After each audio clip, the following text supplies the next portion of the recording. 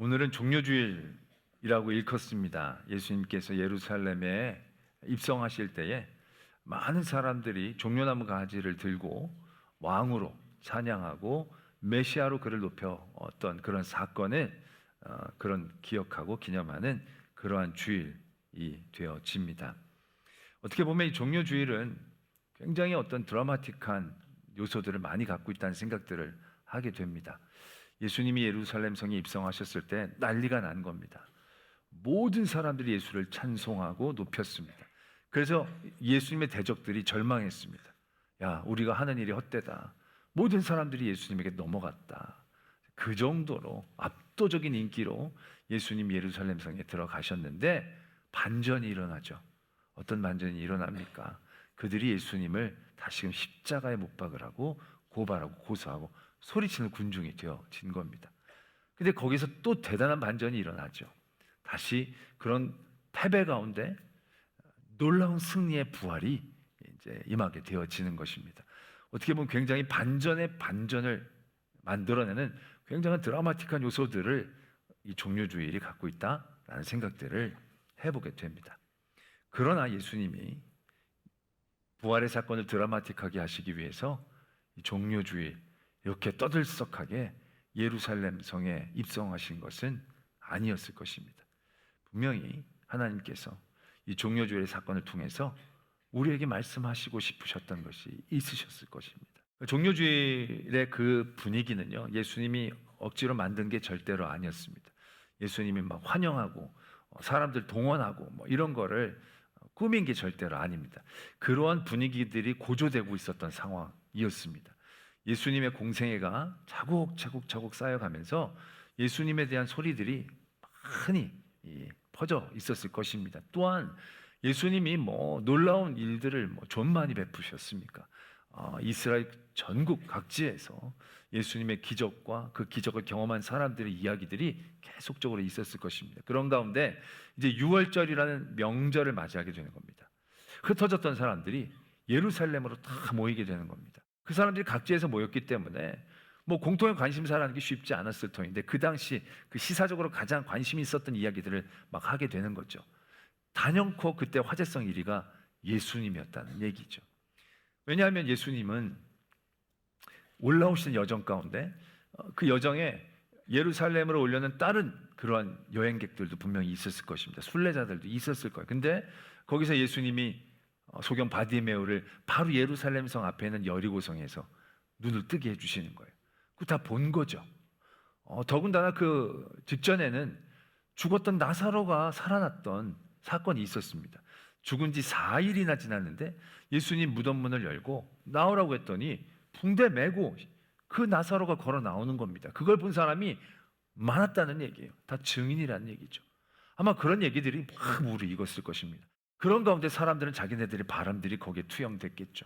야, 죽은 사람도 살리고 눈먼 자도 눈뜨게 하고, 야, 이분이면 바로 그분이 아닐까. 우리가 지금 이렇게 억압당하고 눌리고 있는 이 나라를 구원하고 우리에게 힘을 주시고 우리에게 삶의 편안을 주신 그 메시아 그분이 아닐까. 그러한 분위기들이 가득차게 되어졌다라는 사실이죠. 그렇게 분위기가 무르익어 갔을 때 예수님이 나 들어간다 라고 얘기하시면서 그 성에 들어가시는 거예요. 그러니 성이 난리가 나지 않겠습니까? 조용히 가는 것도 아니고 제자들에게 탈 것을 준비하라고 하신 다음에 제자들이 거기에 겉옷을 덮고 길에다 겉옷을 피면서 찬양하면서 가니까 사람들이 누구냐 하다가 예수님이다라고 하니까 그냥 모여가지고 그 성이 난리가 난 거예요. 전 이런 생각을 해봅니다. 왜 예수님이 그때 그렇게 떠들썩하게 들어가셨을까라는 것이죠. 조용히 들어가실 수도 있었을 터인데 왜 그렇게 들어가셔야만 했을까라는 얘기죠. 어떤 분들은 이러한 그 종려주일의 사건이 대관식 왕의 입성의 예표다 그렇게 표현하는 분들도 있습니다. 딱 그 모습 그대로거든요. 마치 개선장군처럼 입장하면서 다들 왕으로 예수님을 찬양하고 칭송하거든요. 호산나 다윗의 자손이요. 메시아라고 그를 찬송하면서 예수님이 왕이심을 모든 사람들이 고백하니까 진정한 대관식의 예표처럼, 진정한 대관식은 아니지만 그 그림자와 같이 그런 것들을 우리에게 보여주신 것이 아닌가, 이렇게 얘기하는 분들도 있습니다. 혹자는 승리의 선포식이다.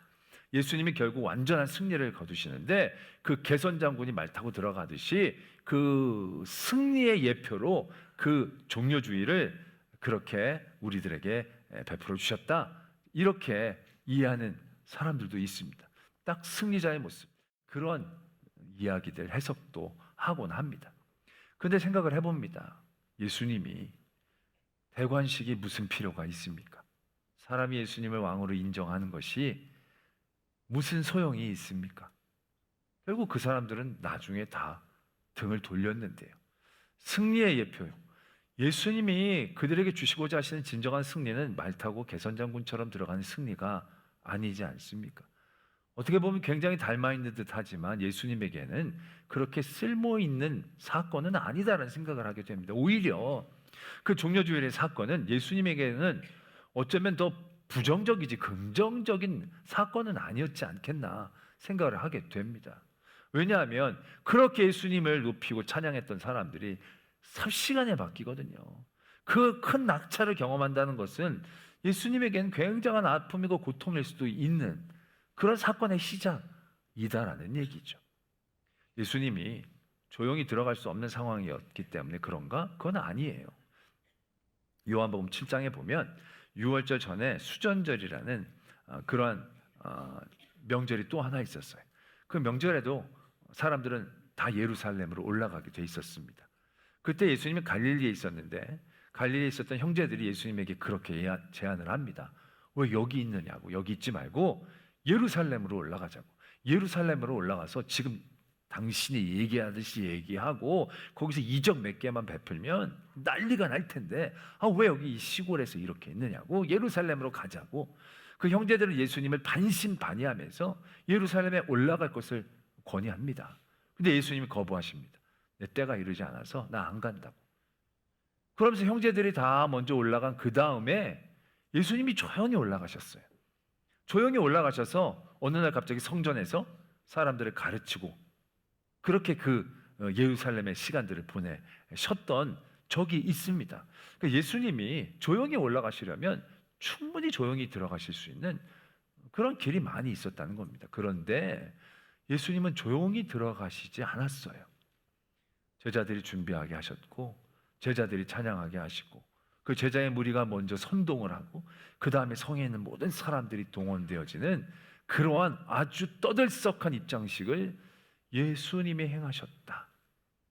그게 그렇게 필요한 것이 아닐 터인데 그럼에도 불구하고 예수님은 왜 그런 입장을 택하셨는가라는 생각을 해보게 됩니다. 우선 우리가 그 예수님의 뜻을 알기 위해서 그렇게 입장하시기 위해 예수님이 준비하신 것이 무엇인지를 한번 살펴봐야 합니다. 예수님이 그런 예루살렘 입성을 하시기 위해 준비하신 것은 바로 무엇이었냐면 어린 나귀였습니다. 어린 나귀. 지금 예수님은 각오하신 거예요. 지금 소문내면서 들어갈 각오가 있으신 거고 그렇게 들어가시려고 작정을 하셨는데 그러면 그런 모든 사람들에게 폼나게 격에 맞게 하나님은 어쩌면 더 예수님을 더 잘 알릴 수 있게 그런 준비를 하는 것이 마땅한 그런 준비일 것입니다. 그렇다면 말을 준비했어야 했습니다.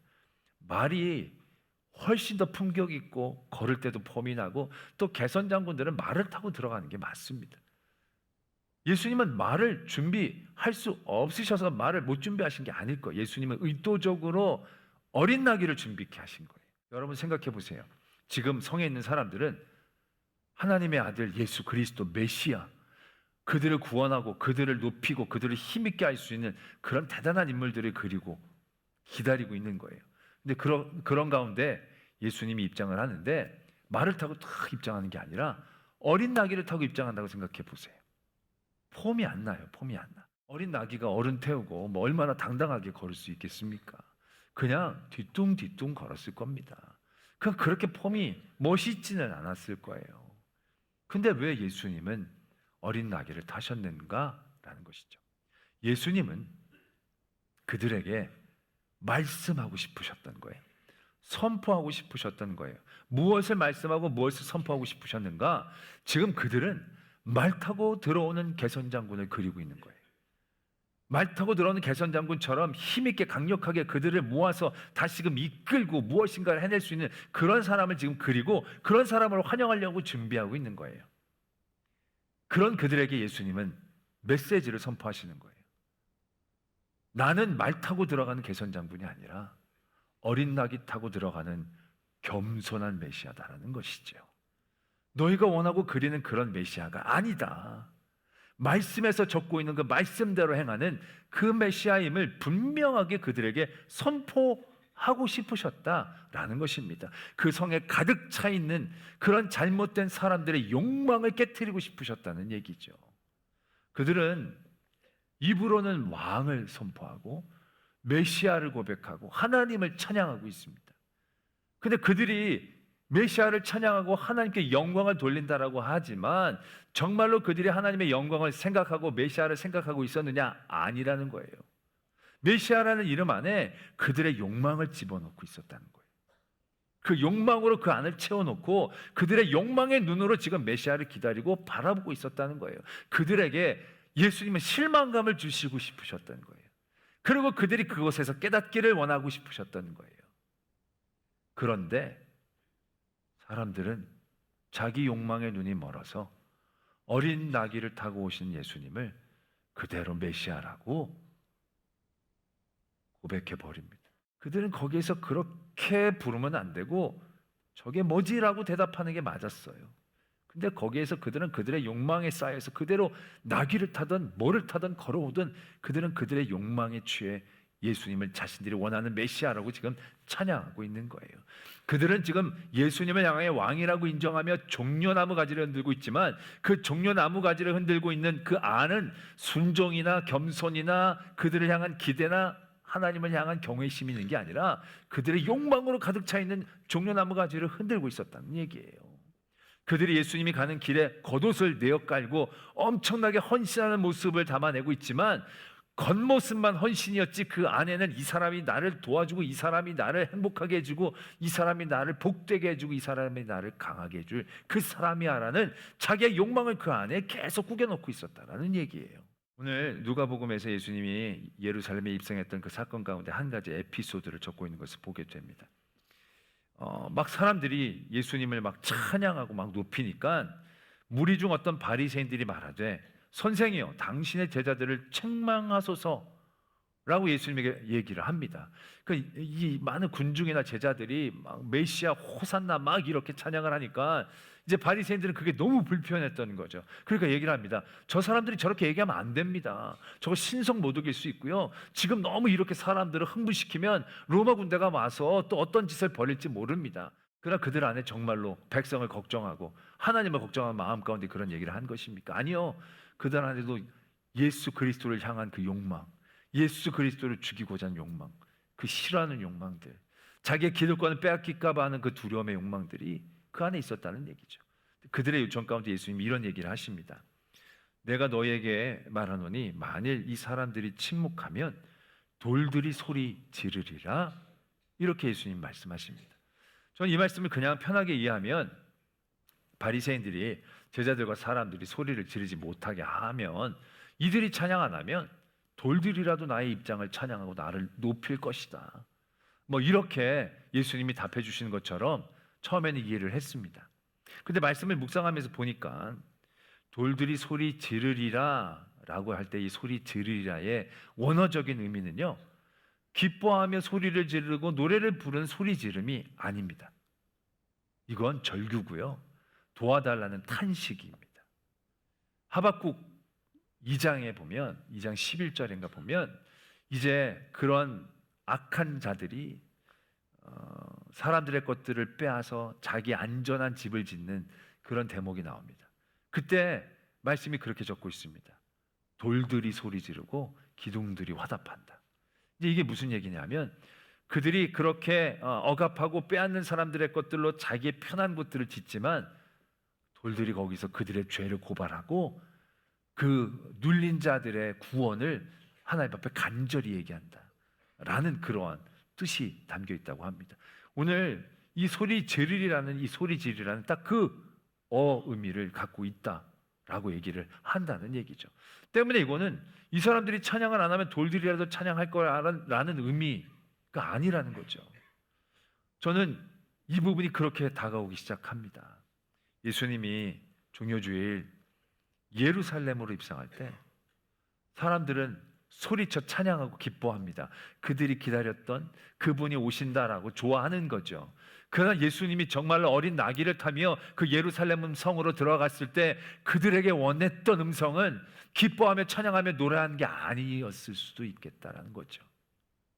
예수님은 거기에서 그들이 부르짖기를 원하셨겠다 라는 생각을 하게 됩니다. 왜냐하면 그들이 지금 예수님이 자기를 높여주고 로마를 이기게 해줄 그런 사람으로 오신 게 아니다라는 걸 깨닫는 게 중요했다는 것이죠.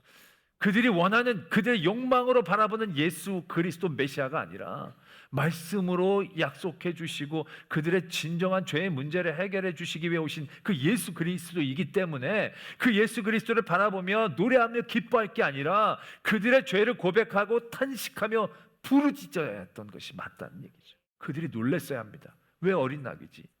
저게 뭐지? 저 초라한 모습? 우리가 바라는 모습은 저게 아닌데 왜 저렇게 오시는 거지? 우리가 울어야 되나 보다. 우리가 부르짖어야 되나 보다. 어떻게 보면 예수님은 그러한 바람을 갖고 계신 것은 아니었는가라는 생각을 해보게 됩니다. 그러면서 말씀이 이어지죠. 예수님께서 너도 오늘 평화에 관한 일을 알았더라면 좋을 뻔하였거니와 지금 내 눈이 숨겨졌도다. 날이 이를지라 내 원수들이 토둔을 쌓고 너를 둘러 사면으로 가두고 또 너와 및 그 가운데 있는 내 자식들을 땅에 메어치며 돌 하나도 돌 위에 남기지 아니하리니. 예수님은 성에 가까이 오시면서 우셨다. 말씀 그렇게 적고 있습니다. 근데 예수님은 그들의 찬양과 그들이 환호성이 마음에 아프셨던 거예요. 왜?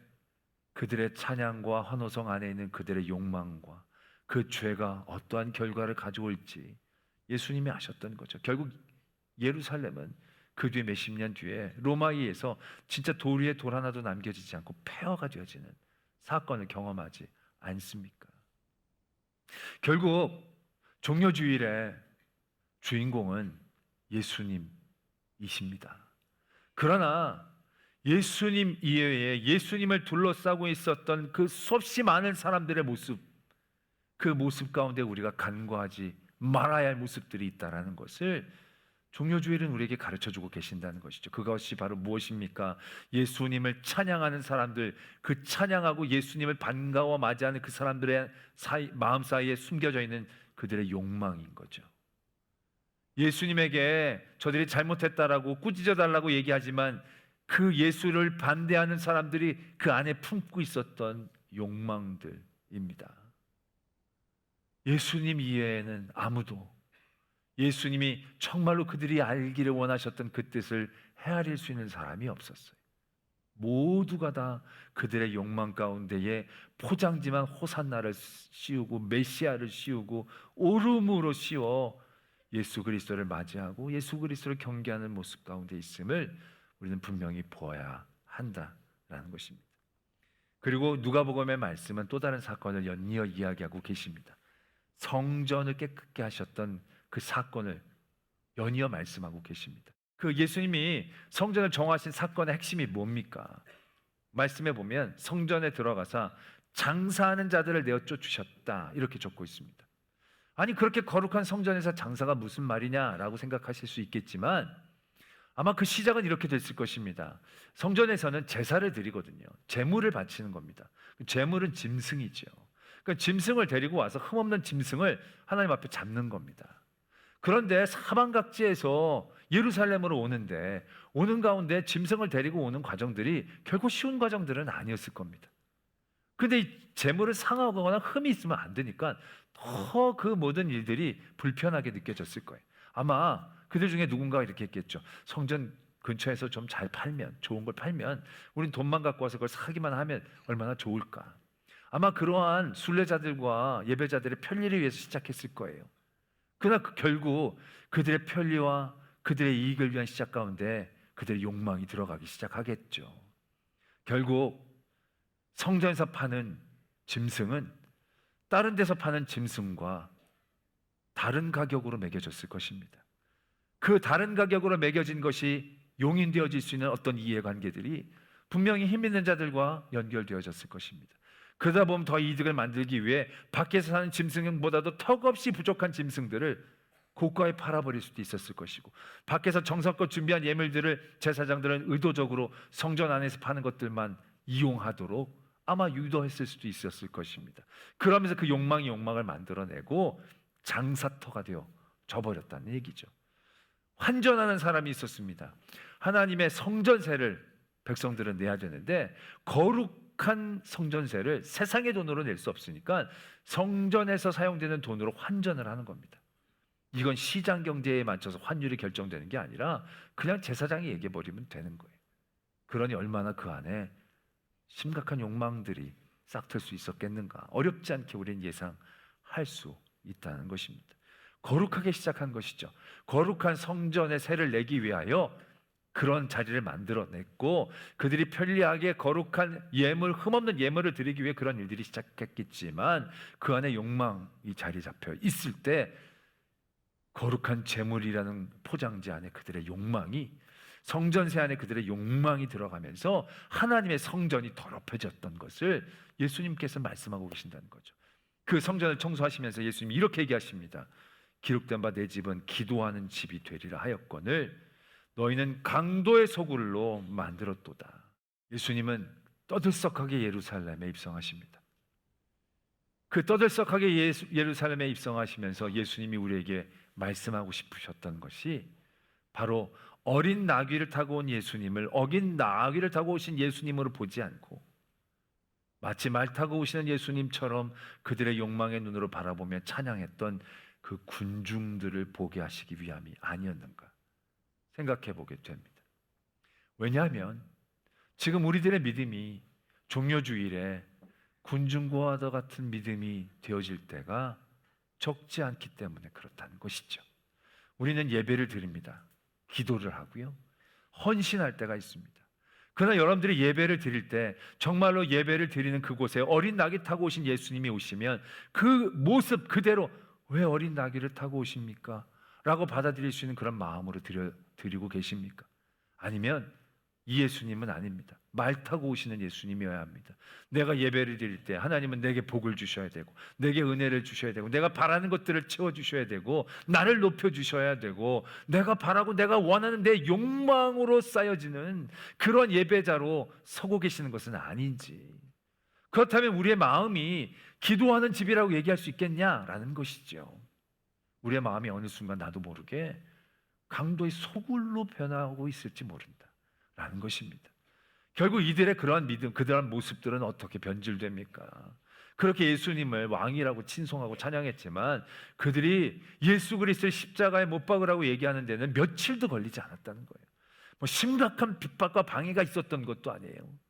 그들이 원하는 모습이 아니었다는 사실 하나, 그들의 욕망을 채울 수 있는 존재가 아니었다는 사실, 그들과 결이 다르다는 것, 그 사실 하나를 깨달았을 때 그들이 그렇게 변질하고 그렇게 나오고 되고 그렇게 처절하게 강도의 소굴로 바뀌어질 수 있었다는 것을 우리는 발견하게 되어진다는 얘기죠. 오늘 종려주일에 어린 나귀를 타고 입성하신 예수님의 모습을 바라보면서 우리는 부르짖어야 한다라는 것입니다. 우리 노래하고 막 찬양하고 기뻐하려고 작정하고 있었지만 오신 모습 그대로 받아들여야 한다는 것이죠. 우리가 바란 예수님이 내 기도를 응답해 주시지 않는 예수님일 수도 있어요. 내가 원하는 모습 그대로 내게 주시는 예수님이 아닐 수도 있어요. 그렇다고 그분이 예수님이 아닌 게 아니라는 얘기예요. 내 욕심이 예수님이 아니라고 거부한다고 예수님이 아니 되는 게 아니라는 얘기예요. 우리는 그 모습 그대로 받아들여야 된다는 거예요. 나귀 타고 오신 예수님을 그대로, 십자가를 메고 골고다를 올라가는 그 예수님, 그 어떤 승리도 기대할 수 없었던 그 모습 안에서도 이분이 내게 오신 예수님이다라는 것을 받아들일 수 있는 마음이 있어야 한다는 거예요. 내 욕망과 욕심을 내려놓고 내게 주신 하나님의 말씀 그대로 나에게 오시는 예수 그리스도를 바라볼 수 있는 그러한 모습, 예수님은 우리가 그러한 모습의 성도가 되기를 원하십니다. 소리치며 좋아하는 게 아니고 왜 나귀를 타고 오신 겁니까? 저도 그렇게 살아야 하는 것입니까? 내가 원하는 건 이게 아니었는데요. 그러나 그럼에도 불구하고 예수님이 이렇게 오셨기에, 예수님이 이렇게 나에게 원하시기에 나도 이 길을 가겠습니다라고 얘기할 수 있는 그러한 성도가 되어지기를 소망합니다.